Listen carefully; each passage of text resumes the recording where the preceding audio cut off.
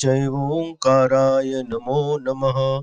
अविरल शब्द घनोग प्रक्षालित सकल भूतल कलंकाः मुनिर्पाशतीर्थ्या सरस्वती हरितनो दुरितम् अज्ञानतिमिरान्धानां ज्ञानाञ्जनशलाकया चक्षुरुन्मीलितं येन तस्मै श्रीगुरवे नमः। परम गुरुभ्यो नमः। परम्पराचार्य गुरुभ्यो नमः। सकल कलश विध्वंसकं श्रेयसां परिवर्धकं धर्म संबंधकं भवजीव मनः प्रतिबोधकारकम् इदं शास्त्रं श्री कार्तिकेयानुप्रेक्षाणां ध्येयम् अस्य मूल ग्रंथ कर्तारः श्री सर्वज्ञ देवाः तदुत्तर ग्रंथ कर्तारः श्री गणधर देवाः प्रतिगणधर देवाः तेषां वचोनुसार श्रीमदाचार्य प्रवर श्री कार्तिकेय स्वामिना विरचितं मंगलम भगवान वीरो मंगलम गौतमो गणी मंगलम कुंद कुंदार्यो जैन धर्मोस्तु मंगलम सर्वमंगल मांगल्यम सर्वकल्याणकारकं प्रधानं सर्वधर्माणां जैनं जयतु शासनं कोटिशतं द्वादशचैव कोट्यो लक्षाणि शीतित्रतिकानि चैव पञ्चाशदष्टौ च सहस्रसङ्ख्या मेतच्छ्रुतं पञ्चपदं नमामि अरिहन्त भासयत्थं गणहर देवीं गन्ध्यं सम्मं प्रणमामि भक्तियुक्तो सुदनानमहो वह्निं शिरसा इच्छामि वन्ते सुदभक्ति काओ सगो कौतसालचम अंगो अंगो पायने पावडे पर्यमी सुतपणमाणि योग पुबगय चूलिया चेव सुत थई थुई धम्म कायम सनिच्च कालम अंचेमी पूजेमी वंदामी नमो स दुख खो कम खो बोहिलाओ सुगई गमनम समाहि मरणम जिन गुण संपत्ति हो मध्यम पौर्वाणिक स्वाध्याय वेलायाम पूर्वाचार्यानुक्रमेण सकल कर्म क्षयार्थम भाव पूजा वंदना स्तव समेतम श्रीमदाचार्य भक्ति कायोत्सर्गम करोमि हम।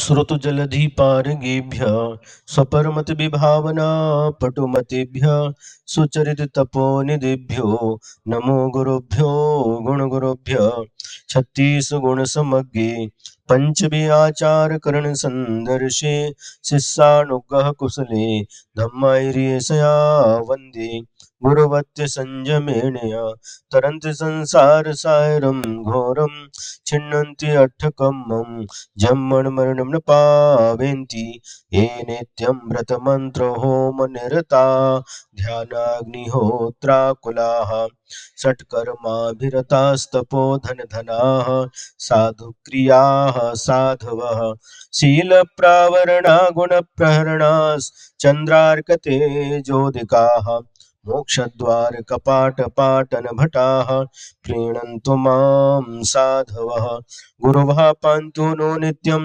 ज्ञानदर्शननायकाः चारित्राणो गम्भीरा मोक्षमार्गोपदेशकाः इच्छामि वन्ते आयुर्वत्ति काओ सुगो कौतुसालिच्यं सम्मनान सम्मदंसनं समचरिजुत्ताडं पंचव्याचारणम् आयर्याणम् आयारादिसुदनानोपदेशाणम् उवज्झायाणं तिर्यन गुणपारणं सब्बसाहुणं शनिच्चकालमञ्चेमि पूजेमि वन्दामि नमंसामि दुःखखो कमखो बोहिलाओ सुगई गमनम समाहि मरणम जिन गुण संपत्ति हो मध्यम त्रिभुवन तिलयम देवम वंदिता त्रिभुवनेन्द्र परिपूज्यम मोचम अनुपेहाओ भविय जनानंद जननियो।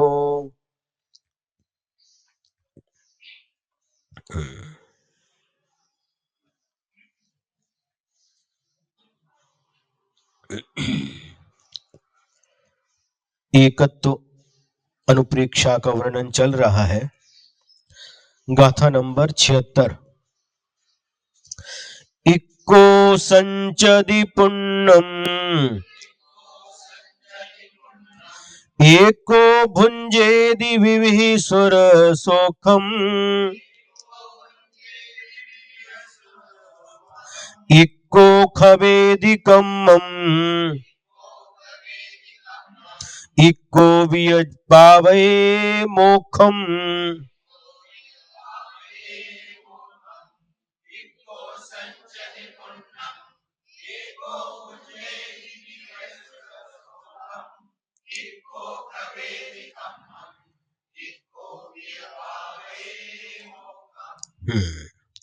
पिछली गाथा में कहा था अकेला ही पाप कर्म के उदय से नरक में जाकर के नरक संबंधी दुखों को भोगता है।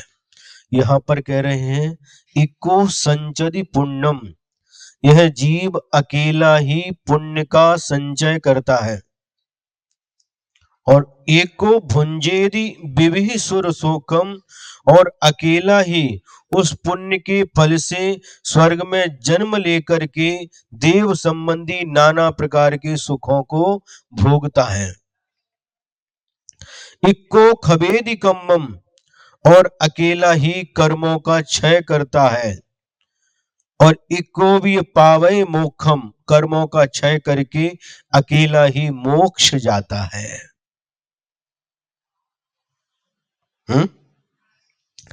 एकः संचिनोति पुण्यम एकः भुनक्ति विविध सुर सौख्यम। एकः क्षप्यति कर्म एकोपि च प्राप्नोति मोक्षम।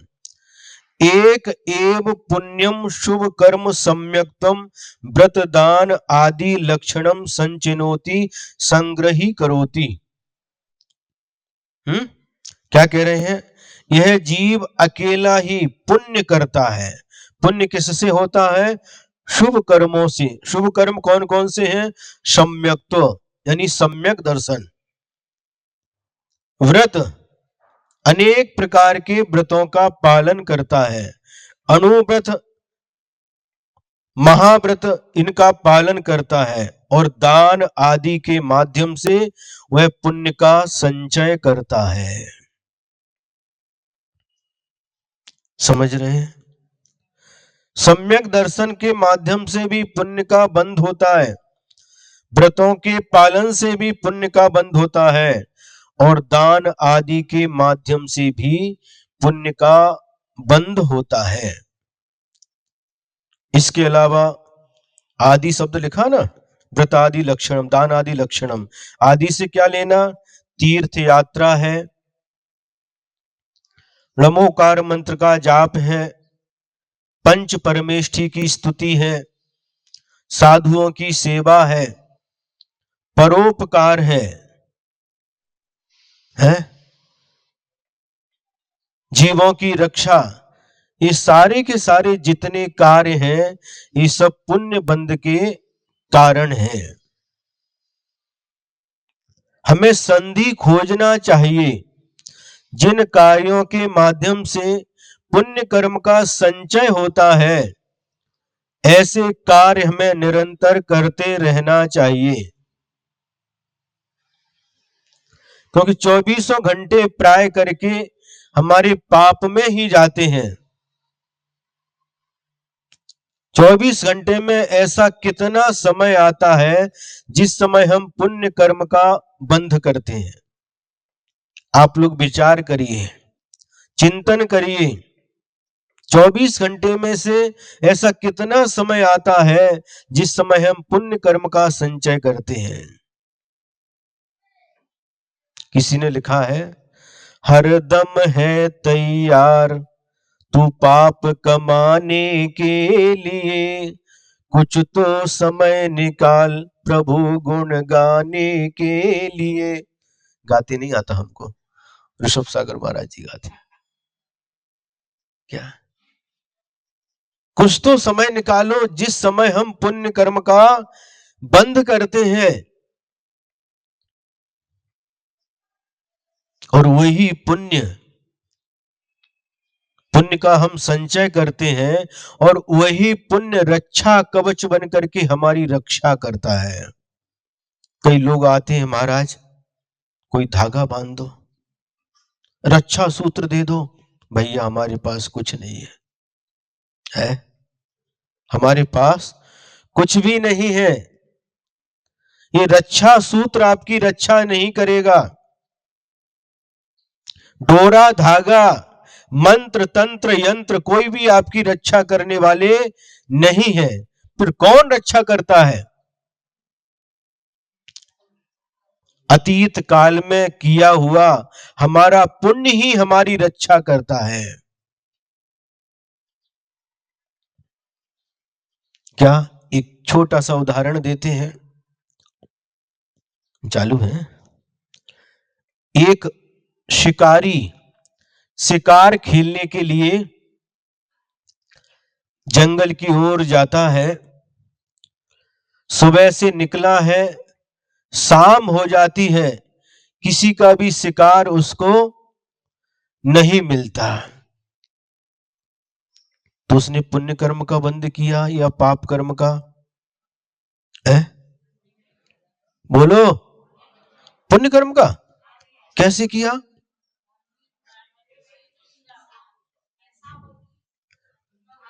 वह किस भाव से गया था? शिकार खेलने के लिए, प्राणी का वध करने के लिए, और कोई भी प्राणी की हिंसा नहीं हुई दिन भर। बोलो, पाप कर्म का ही बंद होगा। एक धीवर गया है जाल लेकर के और नदी में डाल दिया, दिन भर बैठा रहा और एक भी मछली जाल में नहीं फंसी, लेकिन निरंतर पाप कर्म का ही बंद होता है। क्योंकि भाव क्या है? मछलियों को पकड़ने का। उसी प्रकार से वह शिकारी गया, दिन भर में कोई भी शिकार उसको नहीं मिला, लेकिन निरंतर पाप कर्म का ही बंद किया। सुन रहे हैं? आचासी का स्वास्थ्य बिगड़ गया था और लोग सुबह से लेकर के लाइन लगा करके पूरी इतनी भीड़ दर्शन के लिए, और आचाश्री आते थे डोंगरगढ़ में, कुछ सेकंड के लिए सबको आशीर्वाद दे करके चले जाते थे। अब जो लोग 6-6 घंटे 7-7 घंटे बैठे हैं, भूख प्यास सहन कर रहे हैं कि पता नहीं आचासी कब आएंगे और आशीर्वाद दे करके चले जाएंगे, दोबारा फिर आते नहीं थे, तो उसमें गर्मी धूप सब कुछ सहन कर रहे हैं। दर्शन तो कुछ सेकंड के लिए मिला, लेकिन घंटों बैठे हैं। इस समय उन्हें पुण्य कमाया कि पाप? पुण्य कमाया। क्योंकि भाव क्या लेकर के बैठे हैं? गुरु का दर्शन करना है। निरंतर पुण्य कर्म का बंद किया। ऐसा नहीं आचार्य ने जितने समय आशीर्वाद दिया, जितने समय दर्शन किए, उतने समय भी पुण्य का बंद हुआ। लगातार जितने घंटे बैठे, पुण्य कर्म का आश्रय हुआ। अब वह शिकारी सुबह से गया है, शाम हो गई, कोई शिकार नहीं मिला, वापस लौट करके आ रहा था और अचानक उसकी दृष्टि एक पेड़ के ऊपर गई और पेड़ के ऊपर एक कबूतर बैठा था। और उसने सोचा कि आज खाली हाथ लौटने की अपेक्षा से इस कबूतर का ही शिकार करते हैं। और उसी समय एक गरुड़ पक्षी, बाज पक्षी जो भूखा है, अपने भोजन की तलाश में आकाश में उड़ रहा है, और उसी समय उसकी दृष्टि भी उस कबूतर की तरफ पड़ी और उसने विचार किया कि आज इस कबूतर को खा करके अपनी भूख मिटाएंगे। यह सोच करके आकाश से वह धीरे धीरे उस पेड़ की ओर उतर रहा है, और इधर उस शिकारी ने धनुष के ऊपर बाण चढ़ा करके उस कबूतर को निशाना बना रहा है। और उसी समय एक घटना होती है, अचानक कहीं से एक सर्प आता है और शिकारी के पैर में डस लेता है। डसते समय ही उसके बाण से वह तीर छूट जाता है, निशाना चूक जाता है। वह बाण कबूतर को नहीं लग करके जो बाज पक्षी गरुड़ पक्षी था उसको खाने के लिए आ रहा था उसको लगता है, और बाण लगते ही वह गरुड़ पक्षी जमीन पर आकर के गिर जाता है और अपने प्राणों को छोड़ देता है। और सर्प के काटने से इस शिकारी के शरीर में भी जहर फैल जाता है और थोड़े ही समय में ये भी ढेर हो जाता है, मर जाता है। अब देखिए, उस कबूतर की दोनों तरफ से मौत थी। यदि बाण लगता है तो भी मरना है और वह गरुड़ पक्षी पकड़ता है तो भी मरना है, दोनों तरफ से मौत थी। लेकिन दोनों मारने वाले मर गए और कबूतर का कुछ भी नहीं हुआ। कुटुर को करते हुए आराम से पेड़ के ऊपर बैठा है। अब उस कबूतर की रक्षा किसने की? समझ में आ रहा है हम क्या कहना चाह रहे हैं? दोनों तरफ से मौत थी, लेकिन अतीत काल में उसने जो पुण्य किया वह पुण्य सामने आकर के खड़ा हो गया। न उसको बाण लगा और न गरुड़ पक्षी ही पकड़ पाया, उसकी रक्षा हो गई। इसी प्रकार से हम लोग जो भी पुण्य कर्म करते हैं वही पुण्य हमारी रक्षा करता है। ये पागलपन है क्या? धागा डोरा यंत्र मंत्र तंत्र और नारियल में कपड़ा बांध करके लटका दो, ये सब क्या है? ये कोई आपकी रक्षा करने वाले नहीं है।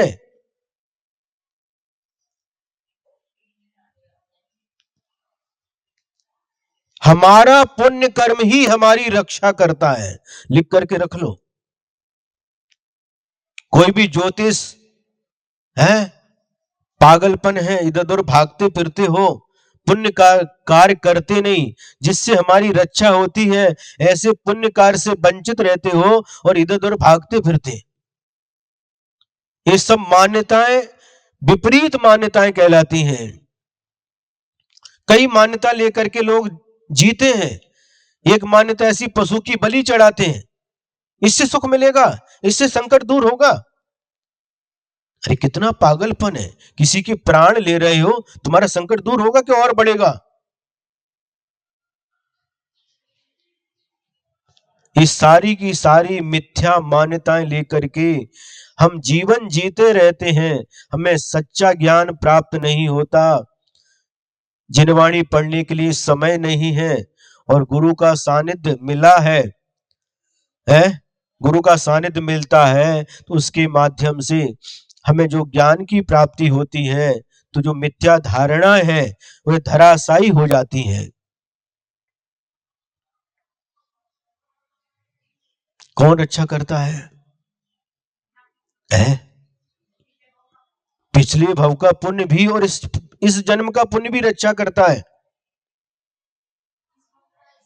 करता है, बिल्कुल करता है।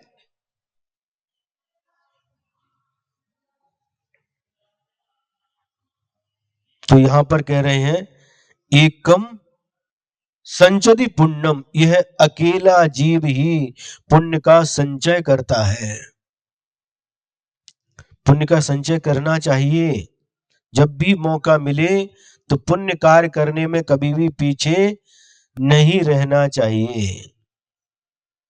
तो ये धारणा बना लो आज, यदि हमारी कोई रक्षा करता है तो हमारे द्वारा किया हुआ पुण्य ही, हमारे द्वारा किया हुआ धर्म ही हमारी रक्षा करता है।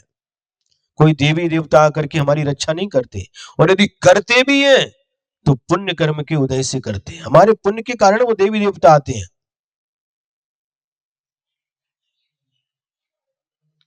अग्निकुंड तैयार किया गया है और सीता की अग्नि परीक्षा होनी है। उस अग्नि कुंड में सीता को कूदना है। वह पंच परमेष्ठी को याद करती है, पंच परमेष्ठी को नमस्कार करती है, णमोकार मंत्र बोलती है, नमो अरिहंताड़म, नमो सिद्धाड़म, नमो आईरियाड़म, नमो उवज्झायाड़म, नमो लोए सव्व साहुडम।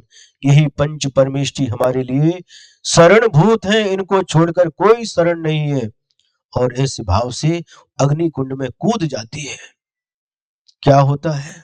देवों के आसन कंपायमान हो जाते हैं। क्षण भर में देव धरती पर आते हैं और उस अग्नि कुंड को जल कुंड के रूप में परिवर्तित कर देते हैं। और उसके ऊपर कमल है, कमल के ऊपर सिंहासन है, उसके ऊपर सीता बैठी है, ऊपर पानी की सतह पर। देवता जय जयकार कर रहे हैं। राम खड़े होकर के ये दृश्य देख रहे हैं और उस पद्म पुराण में लिखा है कि इतना पानी हो गया कि लव और कुश तैर करके उस मां के पास जाते हैं। देवता को बुलाया क्या सीता ने? है? है? आगच्छ आगच्छ, है? रक्ष रक्ष होम फट स्वाहा। किया क्या सीता ने? एक फट, कितना भी फट कर लो आपकी रक्षा होने वाली नहीं है।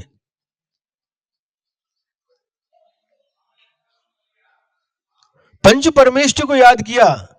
सम्यक तो धारी थी वो, सम्यक दृष्टि थी। ब्रह्मोकार मंत्र बोला और देव अपने आप आ गए। जो जिनेंद्र भगवान के भक्त होते, अब देव क्यों आए? उस सीता के पुण्य के योग से आए। किसने रक्षा की? हाँ, और पुण्य के रूप में कोई देव भी आ सकते हैं, कोई मनुष्य भी आ सकता है, कोई त्रिंज प्राणी भी आ सकता है। और पाप का उदय हो तो यही सारे निमित्त आपके लिए दुख के लिए, कष्ट के लिए कारण बन जाते हैं।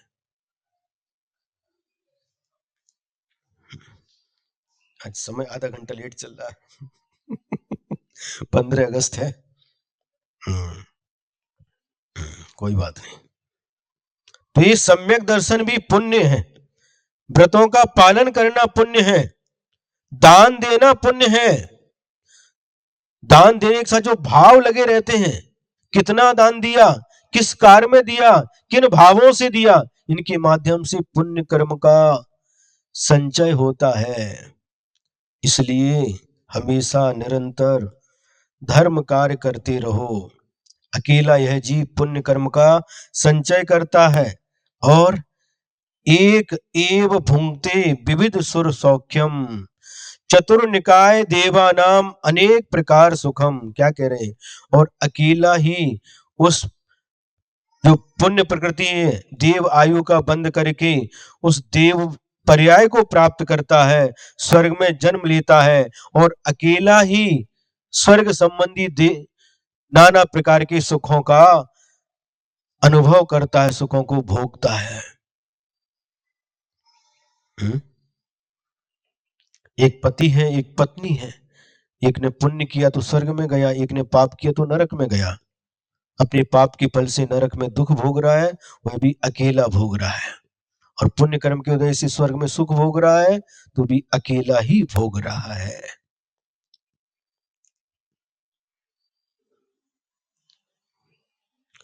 चतुर्निकाय के देवों में जन्म लेकर के अनेक प्रकार के सुख भोगता है अकेला ही।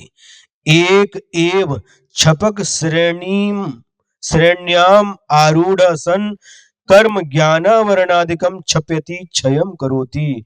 और अकेला ही छपक श्रेणी पर आरूढ़ होकर के ज्ञानावरण आदि कर्मों का क्षय करता है और अकेला ही कर्मों का क्षय करता है। साथ में किसी को ले जाओ, नहीं जाएगा। छपक श्रेणी पर चढ़ करके अकेला ही कर्मों का क्षय करता जाता है। अपि पुनः एक एव सकल कर्म विप्र मुक्तः सन मोक्षम सकल कर्म विप्र मुक्तिम प्राप्नोति लभते। और अकेला ही सभी कर्मों का नाश करके, सभी कर्मों का क्षय करके अकेला ही मोक्ष जाता है। समझ में आ रहा है? किसी को ले जा नहीं सकते। यहां पर आप परिवार है, चलो कहाँ घूमने के लिए ले जा सकते हो, कहीं पर भी ले जा सकते हो। अमेरिका साथ में जा सकते हो, हैं? लोनावला साथ में जा सकते हो, टॉकीज में साथ में जा सकते हो पिक्चर देखने के लिए, है? कहीं भी साथ में जा सकते हो, लेकिन मरने के बाद में किसी को भी साथ में ले जा नहीं सकते। चलो हम स्वर्ग जा रहे हैं, चलो साथ में, ले जा नहीं सकते। अपने अपने कर्म का फल भोगे संसार। प्रत्येक प्राणी अपने अपने कर्मों का फल भोगता है। इस सिद्धांत को ध्यान में रखना चाहिए।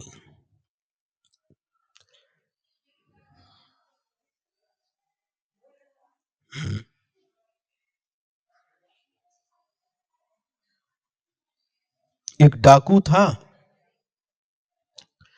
और चोरी डकैती करके धन का अर्जन करता था, लोगों को मार भी देता था। तो एक बार एक साधु वहां से गुजर रहा था और उसने कहा, क्या तुम्हारे पास जो है वो सब दे दो। और दे करके, जो था साधु पास क्या रहेगा, जो भी था ले लिया और मारने लगा। ठीक है तुम मार दो हमको, लेकिन एक बात बताओ, तुम्हें चोरी डकैती करके, प्राणियों की हिंसा करके जो पाप कमा रहे हो, इस ये किसके लिए कर रहे हो? हम अपने कुटुंब के लिए कर रहे हैं। तो जब इस पाप का उदय आएगा, तो क्या कुटुंब भी इस पाप के फल में साथी होगा? हाँ, क्यों नहीं होगा? जाओ एक बार पूछ करके आओ। अरे मुझे पागल बनाता है? ऐसे सैकड़ों आते हैं चले जाते हैं, मुझे वहां भेज रहा, तू यहाँ से 9 2 11 हो जाएगा। नहीं, तुम्हें विश्वास नहीं है तो मुझे इस पेड़ से बांध दो। और रस्सी से उसने उसको बांध दिया। और बांधने के बाद घर में गया, घर में घर के जितने सदस्य थे उन सबसे पूछा, मैं जो आपके लिए पाप कमाता हूँ, पाप करके धन लाता हूँ, उस धन को आप लोग भोगते हैं, अपनी आवश्यक सामग्रियों को प्राप्त करते हैं। जब इस पाप का फल मिलेगा तो क्या आप लोग उसमें साथ देंगे? एक एक करके घर के सभी सदस्य, माता पिता भाई बहन पत्नी, सब पीछे हट गए। नहीं, पाप के फल में हम साथ देने वाले नहीं है। सब भोगेंगे, आपने जो पाप करके धन कमाया उसका सब उपयोग करेंगे, लेकिन उस पाप का फल अकेले तुम्हें ही भोगना होगा। और जब सबने मना कर दिया, एक एक करके सभी सदस्यों ने मना कर दिया कि हम पाप के फल में आपका साथ देने वाले नहीं हैं, पाप आप करो और फल हम भोगें। उसकी आंखें खुल गई, वापस गया और उस जो साधु था उसको रस्सी खोल करके उसके पैर पड़े कि आज आपने हमारी आंखें खोल दी, और उस दिन से चोरी डकैती करना बंद कर दिया। पाप का फल भी अकेले ही भोगता है और पुण्य का फल भी अकेले ही भोगता है, और सभी कर्मों का नाश करके मोक्ष भी अकेला ही जाता है। गाथा नंबर 77। स्वयनोपिच्छन्तो विहु न दुःख लेशंपि सक्कदे गहिदुम एवं जानन्तो विहु तो भी ममत्तम न छंडेयि।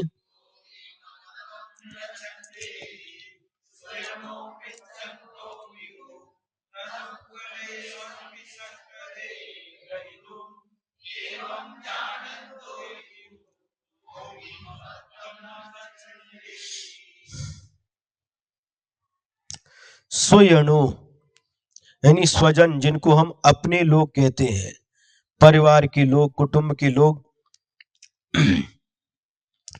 पिछन तो माने देखते हुए भी, न दुख लेसम पी सक्कदे गहदुम, लेस मात्र भी दुख को ग्रहण करने के लिए समर्थ नहीं है।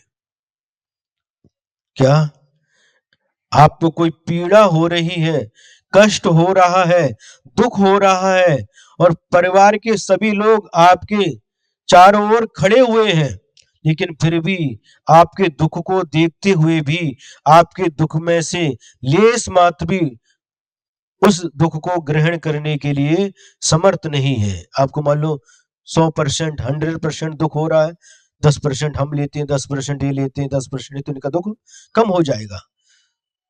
लेकिन यहाँ पर कह रहे कोई भी उस दुख को ग्रहण करने में सक्षम नहीं है। सब देख रहे हैं, परिवार के सभी लोग घेर करके खड़े हैं और देख रहे हैं, आपको छटपटाते हुए देख रहे हैं, आपकी पीड़ा को देख रहे हैं, लेकिन फिर भी उसमें से अंश मात्र भी पीड़ा कम नहीं कर सकते और स्वयं उसमें से उस पीड़ा को ग्रहण नहीं कर सकते। लेकिन भक्ति में आकर के कह देते हैं क्या, हमारी आयु आपको लग जाए, हमारा जो सुख है आपको मिल जाए, आपका दुख मुझे मिल जाए। एक कह सकते हैं, लेकिन कर्म सिद्धांत कहता है ऐसा कभी हो नहीं सकता। एवं जानन अपि, कि कोई भी हमारे दुख को कम करने के लिए, ग्रहण करने के लिए सक्षम नहीं है। इस प्रकार से जानन तो भी, जानते हुए भी, ममत्वम न छंडेई, ममत्व भाव को नहीं छोड़ता। इन परिजनों के प्रति जो मोह भाव है, ममत्व भाव है, ये कोई भी मेरे दुख को कम नहीं कर सकते, मेरे दुख को ले नहीं सकते। ये सब देखते हुए भी, जानते हुए भी मोह को, ममत्व भाव को छोड़ता नहीं।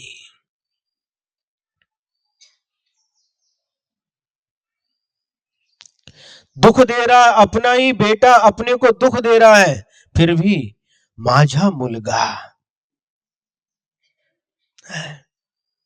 माता पिता को कष्ट दे रहा है, लेकिन फिर भी उसके प्रति ममत्व भाव छूटता नहीं। ये देख रहे हैं, सुन रहे हैं, जान रहे हैं,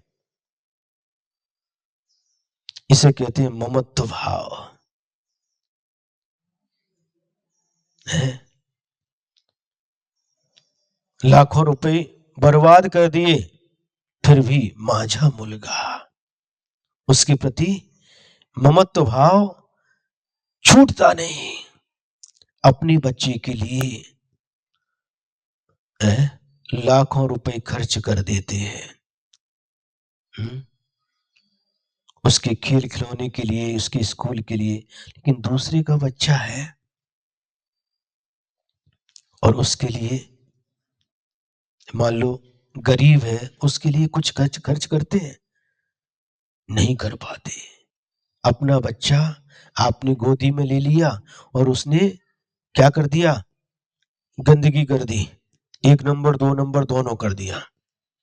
क्या करते हैं, बोलो, है?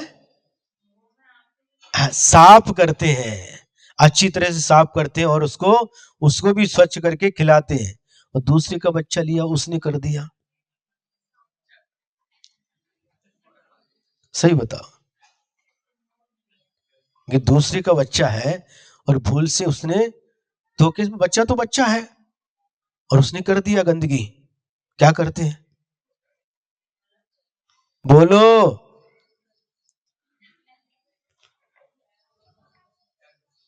है?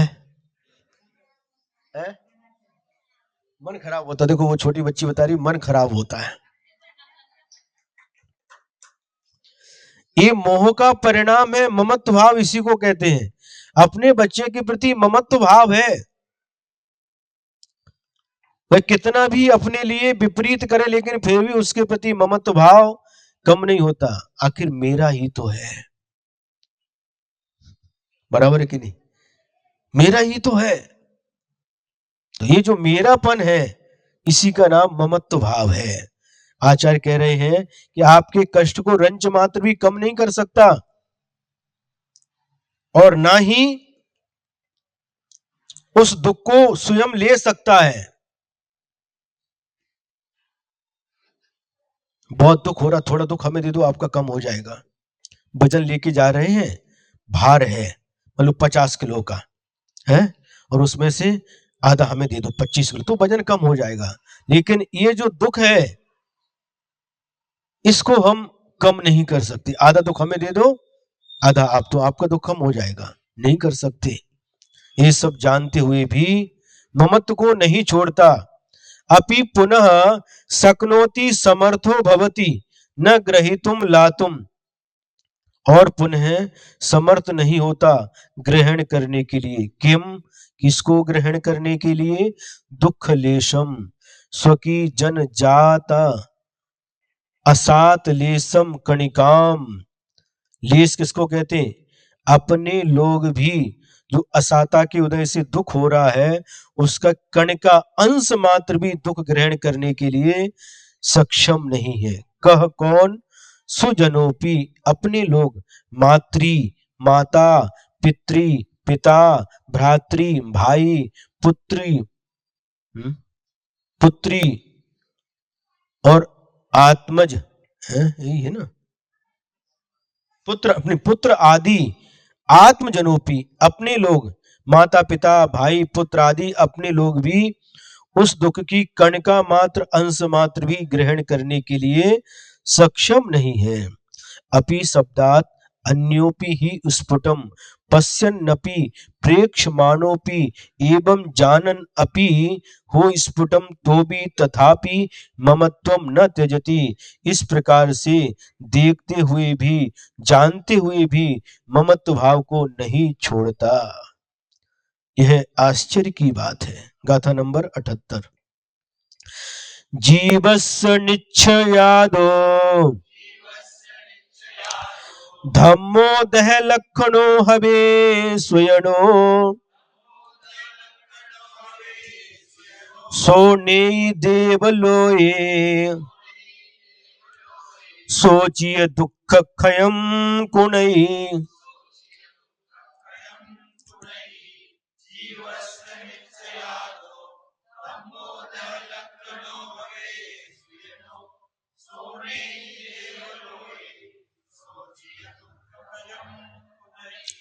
कल जो सुनाया था ना राधा नगरी का एक उदाहरण, उस बच्चे को 6 साल के बच्चे को रेबीज हो गया कुत्ता के काटने से।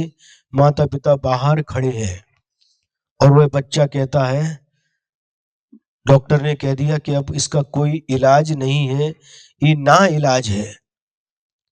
माता पिता बाहर खड़े हैं खिड़की से, उसको एक कमरे में रखा है और वह कहता, बाबा मला ठंडी वाजते, मला जवड़ गया,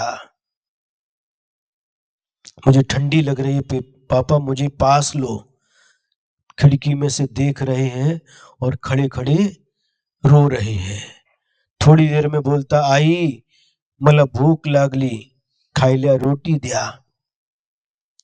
और माँ खिड़की में से रोटी फेंक करके दे रही है। विचार कर रही है, जिस बच्चे को गोद में बिठा करके अपने हाथों से प्रेम से खिलाते थे, सहलाते थे, साथ में सुलाते थे, लेकिन आज मजबूर खड़े हैं। चाहते हैं लेकिन उस रोग के कारण से डॉक्टर ने कहा है उसके अनुसार वह बाहर खड़े हैं, पास में नहीं जा सकते। जिस बच्चे का पालन पोषण इतने लाड़ प्यार से किया है, इकलौता बेटा है, लेकिन आज उसकी पीड़ा को देख रहे हैं, उसको तड़पता हुआ देख रहे हैं, लेकिन फिर भी उसके दुख को जरा भी कम करने में, उसके दुख को बांटने में समर्थ नहीं है। बस मात्र देख सकते हैं, इलाज करा सकते हैं और एडमिट कर सकते हैं, लेकिन उसकी पीड़ा को हम कम नहीं कर सकते। वह अकेला ही जीव उस पीड़ा को भोग रहा है। इतने लाड़ प्यार से माता पिता ने पाला पोसा है, लेकिन फिर भी उसकी थोड़ी भी पीड़ा ग्रहण करने के लिए वह सक्षम नहीं है। कितनी ही घटनाएं हम देखते हैं अपनी आंखों से, है ना। बस उस दुख को अकेला ही जीव सहन करता है। हम उसके दुख को कम करने के लिए पुरुषार्थ करते हैं, लेकिन उसके दुख को हम बांट नहीं सकते। समझ में आ रहा है? देखियो ये गुरुओं का कितना उपकार है, हमारे लिए ऐसे ऐसे ग्रंथ लिख करके गए हैं जो हमारी आंखें खोलने में कारण बनते हैं। जो ज्ञान चक्षु जो बंद है उसको खोलने के लिए ये ग्रंथ एक एक गाथाएं एक एक पंक्ति कारण बनती है। ये उन पूर्वाचार्यों का हमारे ऊपर कितना बड़ा महान उपकार है। इनके उपकार को भी हमें हमेशा स्मरण में रखना चाहिए, कभी भी इनके उपकार को भूलना नहीं चाहिए। गाथा नंबर 78 में क्या कह रहे हैं? जीवस्य निच्छेदो धम्मो देह लक्षणो हवे सुजनो। क्या कह रहे हैं?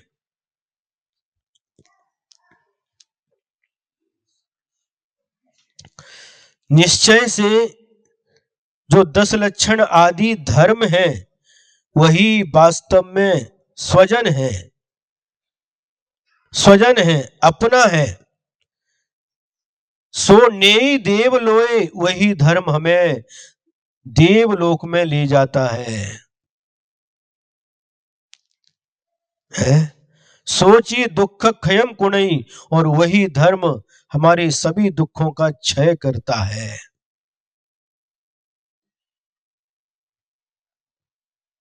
समझ में आ रहा है? ये हमारे स्वजन नहीं है तो स्वजन कौन है? हमारा कौन है? तो वही धर्म 10 लक्षण आदि धर्म ही हमारा है जो हमें देवगति में ले जाता है, देवगति में नाना प्रकार के सुखों को प्राप्त कराता है। और यही धर्म कर्मों का क्षय करके हमें मोक्ष सुख अनंत सुख को प्राप्त कराता है। वास्तव में यही मेरा है। जो मेरा है उसको भूल चुके हैं, और जो मेरा नहीं है उसको ही मेरा मेरा कह करके है और मान करके जी रहे हैं। देवगति में कौन ले जाता है? धर्मी लेकर के जाता है। और मोक्ष कौन लेकर के जाता है? आदिनाथ भगवान, उनका पुत्र भरत चक्रवर्ती, बाहुबली कामदेव, और उन्हीं का नातू मरीचि। आदिनाथ भगवान चाहे कि चलो तुम हम तुमको भी साथ में मोक्ष लेकर के चलते हैं। भरत चक्रवर्ती हमारा बेटा है, चलो तुमको भी मोक्ष लेकर के चलते हैं। नहीं, कर्मों का क्षय करके यह जीव अकेला ही मोक्ष सुख को प्राप्त करता है। और वह पाप बंद का बंद करके वही जीव मरीचि 4 गति में भ्रमण करते हुए नाना प्रकार के दुखों को प्राप्त करता है।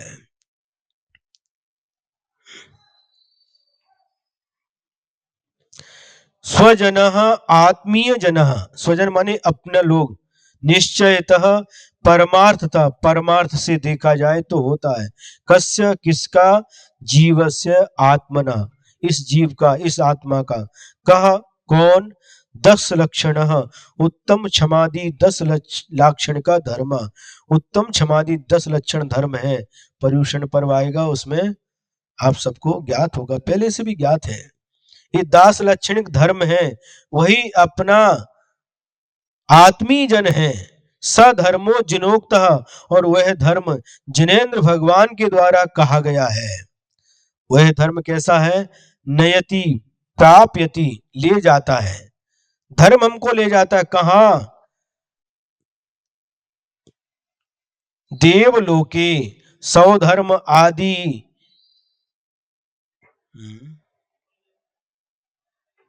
आदि ना, हाँ नाक लोके, हाँ नाक लोके, बहुत सही है। नाक माने होता स्वर्ग। नाक का अर्थ क्या है? ये भी नाक है, और संस्कृत में नाक का अर्थ स्वर्ग होता है। नाके नाको कसामिव, वही तो। बहुत अच्छा, संस्कृत आती है आपको?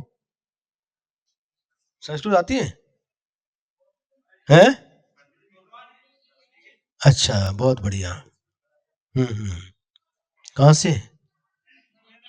बहुत बढ़िया। वो तो हमें कहीं आदि ना क्या लिखा है, स्वधर्म आदि स्वर्ग लोक में लेकर के जाता है। जिनेन्द्र भगवान के द्वारा कहा गया धर्म, क्या कहा, केवली पण्णतम धम्मम, केवली पण्णतो धम्मो मंगलम, केवली पण्णतो धम्मो लोकोत्तमो, और केवली पण्णतम धम्मम शरणम, बोलो, पवज्जामि। केवली भगवान के द्वारा जो धर्म कहा गया है वही मंगल है, वही लोक में उत्तम है, और वही शरण लेने योग्य है। उसी की शरण को हम प्राप्त करते हैं, और वही जिनेन्द्र भगवान के द्वारा कहा गया धर्म हमें स्वधर्म आदि स्वर्ग लोक में लेकर के जाता है।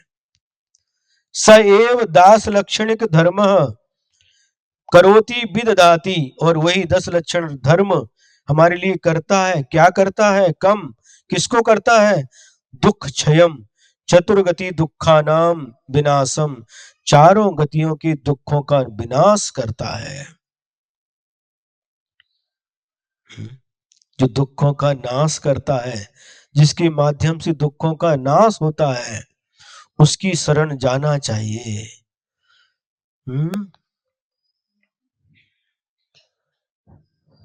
क्या चला, सुनो 10 मिनट में तो पूरा हो रहा है। अच्छे बच्चे हैं ना, हैं? अच्छे बच्चे, बच्चे मन के सच्चे। हाँ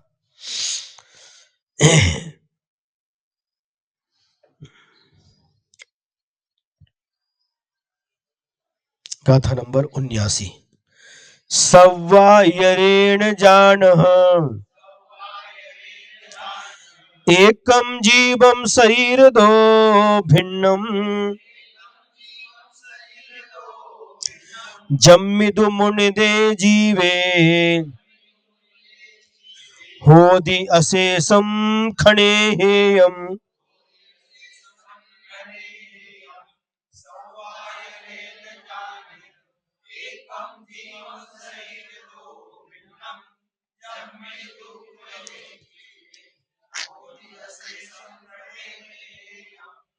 अब एकत्व भावना की अंतिम गाथा क्या कह रहे हैं, यह सब जान करके सव्वायरेण पूर्ण आदर के साथ जानह एकम जीवम शरीर दो भिन्नम, इस जीव को शरीर से भिन्न जानो। सारांश है क्या, पूर्ण आदर के साथ इस जीव को, इस अकेले जीव को शरीर आदि सभी पर पदार्थों से भिन्न समझो। जिस शरीर के साथ में इस आत्मा का अनादि काल से संबंध है, गर्भ से लेकर के मरण तक ये शरीर मिला है, ये शरीर भी हमारा नहीं है, इस शरीर से भी भिन्न आत्मा है। तो फिर जो प्रत्यक्ष में भिन्न दिखाई दे रहे हैं परिवार के लोग, चेतन अचेतन पदार्थ, वे तो भिन्न है ही। इन सबसे भिन्न अपनी एक आत्मा को जानो जम्मी, जिससे क्या होगा, दो मुनिदे, ऐसा जान लेने पर जीवे होदी अशेष खड़े हेयम, जो भी और पर पदार्थ हैं वह सभी इसके लिए हे हो जाते हैं। आत्मा को छोड़ करके सारे के सारे पर पदार्थ इस जीव के लिए हे हो जाते हैं। सर्वादरेण जानीत एकम जीवम शरीरतः भिन्नम, यस्मिन् तु ज्ञाते जीवे भवति अशेषम क्षणे हेयम। सर्वादरेण समस्त उद्यमेन, पूर्ण उद्यम से, जानी ही विद्धि, जानो, एकम अद्वितीयम जीवम चिदानंदम, एक अद्वितीय इस जीव को जो चिदानंदमय है। कीदृक्षम, किस प्रकार का, शरीरतः नो कर्म कर्म आदेह भिन्नम पृथक, इसको जीव को कैसा जानो, शरीर कर्म नो कर्म आदि से इसको भिन्न समझो। तू पुनः और यस्मिन जीवे शुद्ध चिद्रूपे ज्ञाते सति क्षणे क्षणतः अशेषम शरीर मित्र कलत्र धन धान्यादि सर्वम हेयम त्याज्यम भवति जायते, और इस जिस जीव के जान लेने पर, शुद्ध चिद्रूप इस जीव के जान लेने पर क्षण भर में सारे के सारे पदार्थ, शरीर, मित्र, पत्नी, धन धान्य आदि सभी हे हे हो जाते हैं। हे मतलब हातुम योग्यम हेय, जो छोड़ने के योग्य हो जाते हैं।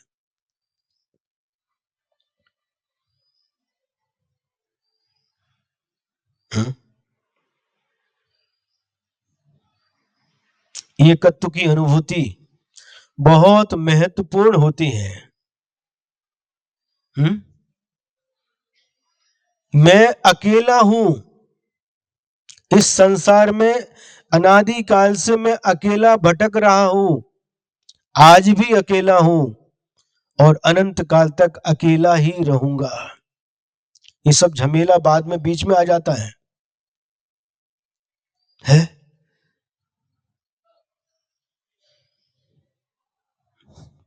जन्म लेते समय अकेला, मरते समय अकेला और बीच में ये सब झमेला।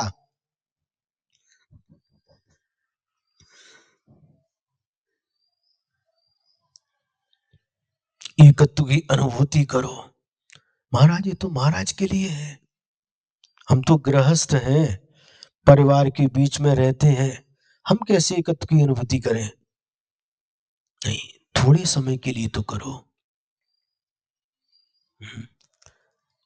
1987 में नैनागिरी सिद्ध क्षेत्र पर आचार्य के कर कमलों से एक साथ 23 दीक्षा हुई, जिसमें 11 आर्यकाएं थी। पहली बार आर्यका दीक्षा दी थी आचार्य श्री ने, गुरुमति, दृढ़मति आदि ये 11 आर्यकाएं थी और 12 क्षुल्लक थे, और इसके पहले भी 23 पीछे थी।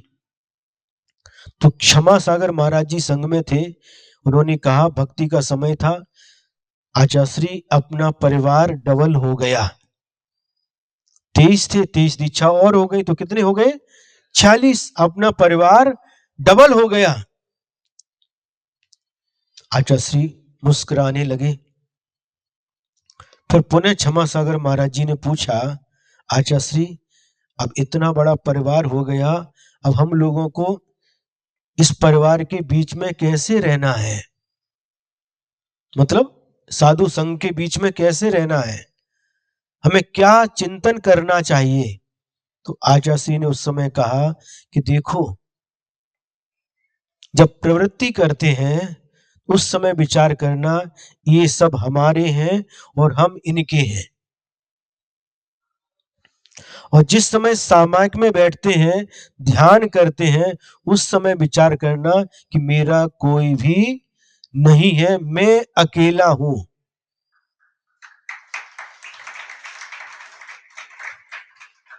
क्यों? यदि व्यवहार में अकेला समझेंगे तो कोई बीमार हो गया साधु, अरे तुम्हारी कर्म का उदय है, ये जीव अकेला कर्म करता है, अकेला ही कर्म का फल भोगता है, तुमने किया तुम भोगो, व्यवस्था बिगड़ जाएगी। अभी भैयावृत्ति करना है। समझ में आया कि नहीं? अंतराय हो गया, हाँ आपने अंतराय कर्म का बंद किया, आपको हो गया, अब भोगो। क्योंकि एकत्व भावना में बताया है, ये जीव अकेला ही कर्म करता है और अकेला ही उसके फल को भोगता है, तो आप भोगो, मैं क्या करूं? नहीं, अभी भैयावृत्ति करना है, अपने अंतरंग तप का पालन करना है, उनकी सेवा करना है।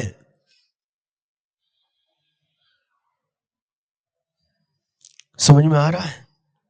तो जिस समय हम प्रवृत्ति में रहते हैं उस समय समझो हम इनके हैं और ये सभी हमारे हैं, और जिस समय ध्यान में बैठ गए, सामायिक में बैठ गए, तो मेरा मेरी आत्मा को छोड़ करके मेरा कोई भी नहीं है, इन 3 लोकों में एकमात्र आत्मा ही मेरी है, उसको छोड़ करके और कुछ भी मेरा नहीं है, ऐसा चिंतन करना। देखिए गुरु की दृष्टि, मेरा कोई भी नहीं है। कभी ऐसे कहा जाए तुम्हारा कोई नहीं है तो कैसा लगता है? कोई भी नहीं हमारा, कैसा लगता है? बोलो। अच्छा नहीं लगता है, मन भी नहीं लगता, बिल्कुल सही है, लेकिन वास्तविकता यही है, सत्य यही है। इस सत्य को स्वीकारना पड़ेगा, आज नहीं तो कल, कटु सत्य है। तो कम से कम आप अकेला अवतरे, मरे अकेला होए, आगे यूं कहूं इस जीव को साथी सगा न कोई। बिल्कुल आपको याद है, वाह। आप अकेला अवतरे, जब जन्म लिया अकेला जन्म लिया, अकेला अवतरे, मरे अकेला, जाते समय भी मरता भी अकेला है। यूं कहूं इस जीव का, इस प्रकार से जीव का कोई भी साथी सगा नहीं है। सगा, जिसको सगा मानते हैं वह भी दगा दे जाता है। जिसको सगा कह रहे हैं वही दगा देता है। दगा समझते हो, धोखा।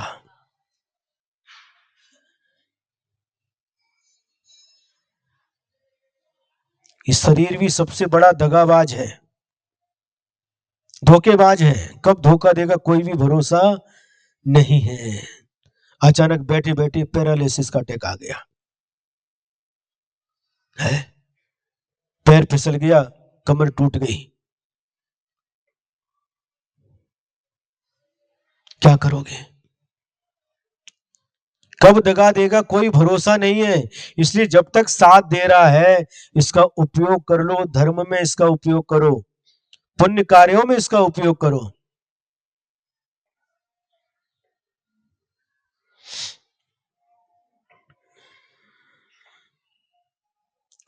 एकम श्री शुभचंद्र मिंद्र निकरही सेव्यम जिनम संभज, एकम सन्मति कीर्तिदायक मरम तत्वम स्मर स्मारय, एकम जैन मतानुशास्त्र निकरम श्रव्यम कुरु प्रीतये, एकम ध्यान गतम विशुद्ध ममलम चिद्रूप भावम धर।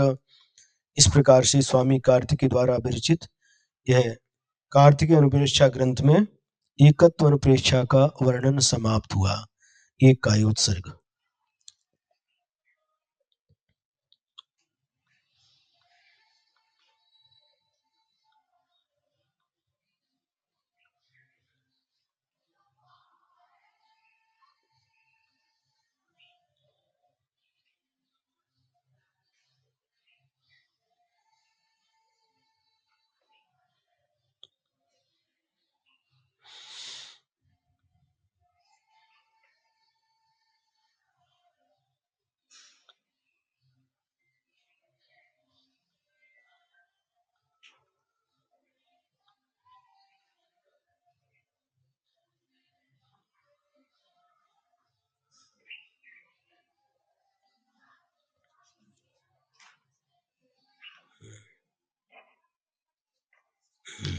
एक कथा और लेते हैं। अथ त्रिभी गाथा भी अन्यत्व अनुप्रेक्षाम उत्प्रेक्षते। आज तो शनिवार है ना, छुट्टी का दिन है? 15 अगस्त में है। अब तीन गाथाओं के द्वारा अन्यत्व अनुप्रेक्षा को कहते हैं। तीन ही गाथा इसमें। बस 5 मिनट और बैठ जाओ सभी, क्यों उठ रहे भैया? 5 मिनट, बस 5 मिनट बैठ जाओ। अन्नम देहम गिन्नति जननी अन्नाय होदिस्कम मादो, अन्नम होदि कलतम अन्नो व्यजायते पुत्रो,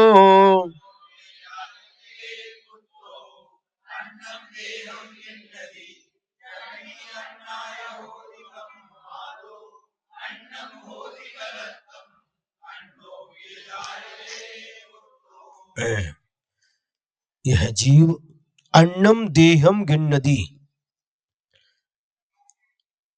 आत्मा से भिन्न इस अन्न देह को ग्रहण करता है। जननी अन्ना, यहाँ पर अन्ना, कन्नड़ में अन्ना माने बड़े भाई को अन्ना बोलते हैं और छोटे भाई को तम्मा है। और कर्नाटक में भात को भी अन्ना बोलते हैं, अन्ना सारा, दाल चावल।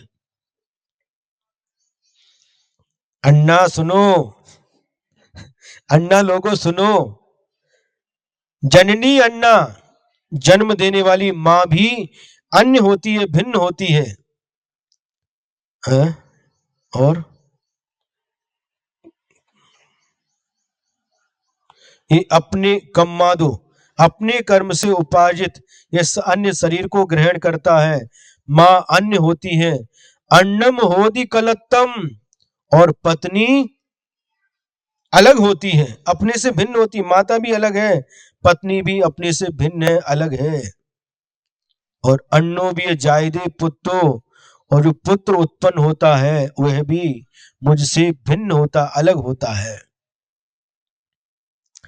अन्यम देहम गृह्णाति जननी अन्या च भवति कर्मणः, अन्यत् भवति कलत्रम, अन्योपि च जायते पुत्रः। अन्यम यानी भिन्नम, भिन्न है, अलग है। क्या? देहम शरीरम, यह शरीर मुझसे भिन्न है, अलग है। गृह्णाति अंगीकरोति, इस अपने से भिन्न शरीर को ग्रहण करता है। जीवः इति अध्याहारम, ये जीव ग्रहण करता है इस शरीर को। जननी सवित्री माता अन्या च भिन्ना च भवति, और जो जन्म देने वाली माँ होती है वह भी अपने से अलग है, भिन्न होती है। कुतः कैसे? कर्मतः स्वकीय कृत कर्म विपाकात, अपने द्वारा किए हुए कर्म के फल से यह शरीर मिलता है, माँ आदि मिलती है, इसलिए अपने से भिन्न है। कलत्रम आत्मनः स्वभावात अन्यत पृथक भवति, और जो पत्नी है वह भी अपने आत्म स्वभाव से भिन्न होने के कारण से वह पृथक होती है, भिन्न होती है। अपि च, और पुत्रः आत्मजः अन्यः शरीरादे पृथक जायते उत्पद्यते, और जो पुत्र है वह भी शरीर आदि से पृथक होने के कारण से वह मुझसे भिन्न होता है।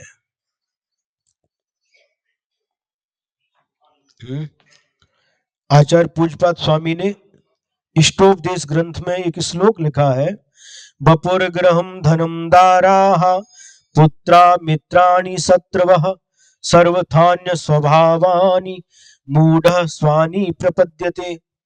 बपु शरीर, ग्रहम घर, धनम धन, दाराः पत्नियां, पुत्राः पुत्र, मित्राणि मित्र, शत्रवः शत्रु, सर्वथा अन्य स्वभावानी, ये सभी मुझसे अन्य स्वभाव वाले हैं। लेकिन मूढ़ स्वानि प्रपद्यते, जो मूढ़ होता है, अज्ञानी होता है, अपने अज्ञान के कारण से इनको अपना मानता है। ये सभी अलग हैं, पृथक हैं, पृथक दिखाई दे रहे हैं, लेकिन फिर भी मोह के कारण से इनको अपना मानता है।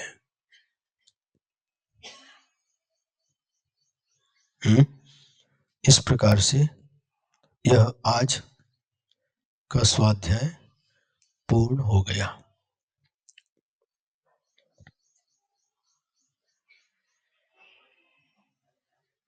मतलब क्या निकला?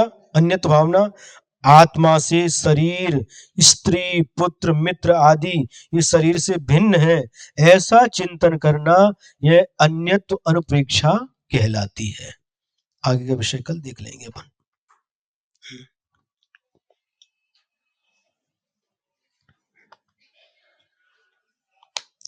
यदर्थ मात्रा पदवाक्यहीनं मया प्रमादाद् यदि किंचनोक्तं तन्मे क्षमित्वा विदधातु देवी सरस्वती केवल बोधि लब्धिं। बोधि समाधि परिणाम शुद्धि स्वात्मोपलब्धि शिव सौख्य सिद्धि चिन्तामणिं चिन्तित वस्तुदाने त्वां वन्द्यमानस्य ममास्तु देवी त्वां वन्द्यमानस्य ममास्तु देवी। द्वादशांग जिनवाणी माता की।